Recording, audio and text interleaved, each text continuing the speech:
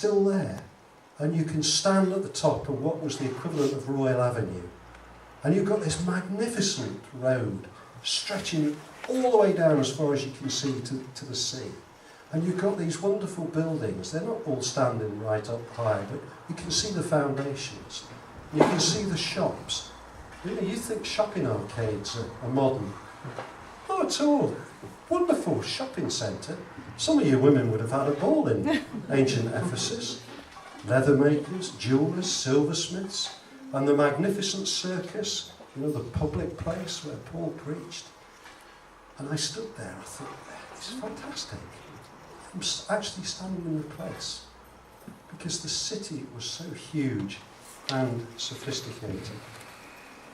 And one of the things about the Greeks is this. They were dead intellectual. Now, that's a dirty word these days. We don't like intellectuals, particularly in England. The Europeans are okay with intellectuals, but the British don't like intellectuals. They distrust people who can think. It was a university town, so there was a lot of intellectual life going on in Athens. And it was full of people who constantly thought, what is life about? Why am I here? Where did I come from? What am I supposed to do? And this scripture that we read mentions a couple of the groups of philosophers that were there. We hear about the Stoics, 300 years old by the time Paul gets to Athens. These guys have been thinking about these things. And basically the Stoics, rather difficult, but they disregarded everything that was external to themselves. That sounds very difficult. What it actually means in the modern sense. You can't help what happens, so you might as well just accept it. And that's what we mean by being stoical. You can't change anything. So if you've got toothache, or if you've got to have your appendix out, no point worrying about it. It's going to happen. You might just as well accept it, shrug your shoulders and accept it. That's what the modern word stoic means. And you've got the Epicureans, and the Epicureans was another group that's mentioned there. And they're almost like atheists. They didn't actually believe in the divine, they didn't believe in the resurrection. They were looking for tranquility, inner tranquility, and they thought the way to achieve this was through eating and drinking, and that gives us the modern word Epicurean. So they're full of people who are dead interested in ideas. When we are evangelising in this modern day and age, I suspect that we think that most people are not really very interested in these sorts of issues anymore. People don't bother going to church. Half the people in England, half the children in England, more of them have heard of Santa Claus than have heard of Jesus Christ. That's true. People are not really interested in religion. They don't want to go to church. They don't want to discuss issues. That's what we think. And Jack said something the other week which really struck a trigger with me. He said we need to be more sensitive to God, and yet the reality is the world has closed off so many of the things which speak to us of God. You remember Paul in Romans says, you can see God all around you. Well, it was true then. It isn't anymore. What have we done with the grass? As that great song of Joni Mitchell said? We've ploughed it up and turned it into a parking lot. What are we doing with the trees? We're cutting them down. When did you last hear a bird singing? When did you last hear real silence? I was listening to a programme the other week on a Sunday morning. The London Sound Archivist is going around London recording the sounds. See, I knew she'd walk out. The London Sound Archivist is going around London recording the sounds of modern London. And he said something. He said, during the time of the First World War, Londoners could hear the guns on the Western Front. Londoners could hear when German ships bombarded Dungeness, which was 50 miles away.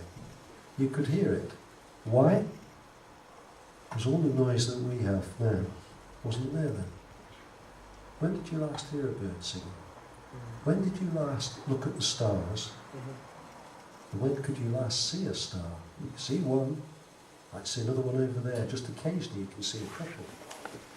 When we were on holiday, going through rural Germany, it used to annoy me because we had this cabin on the boat with the doors that swung right open, from ceiling to floor.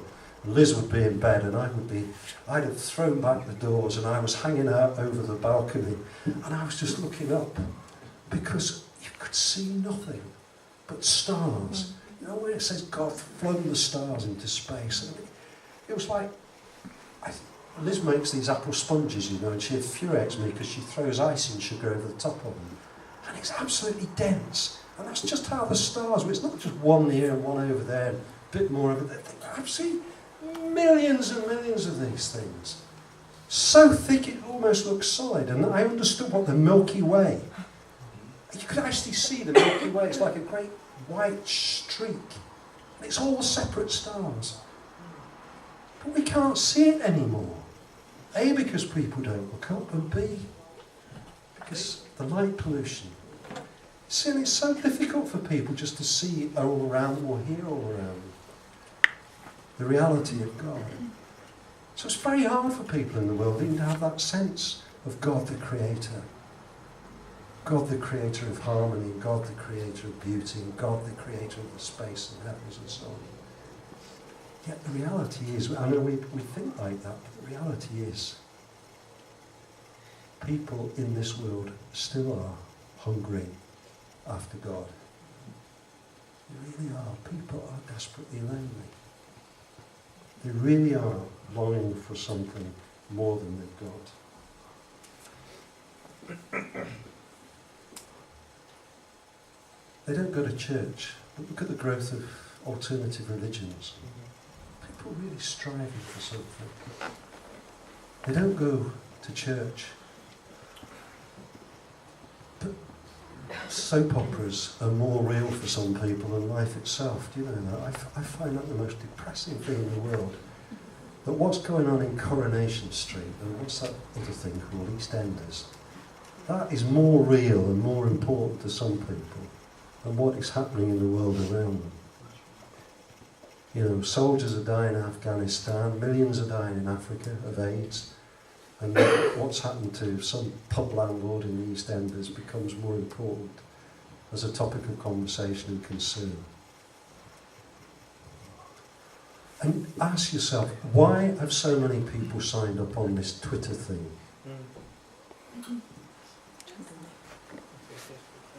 Do you know why it is? It's because deep down inside, people want to feel that they matter. Now, frankly, I couldn't care less what somebody's had for breakfast, whether they're about to go out in the garden and hang the washing up, which is what I gather the sort of things that people put on Twitter. But it speaks of something in people, that they really want meaningful relationships. They want to feel that they matter. They want to feel important. And I think I said this some time ago, that more than 50% of teenage girls in Britain want to be a celebrity. What? A celebrity?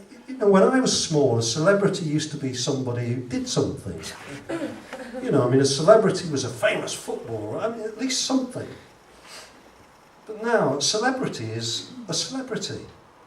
It means you've been on TV. Oh no, I mustn't get into that.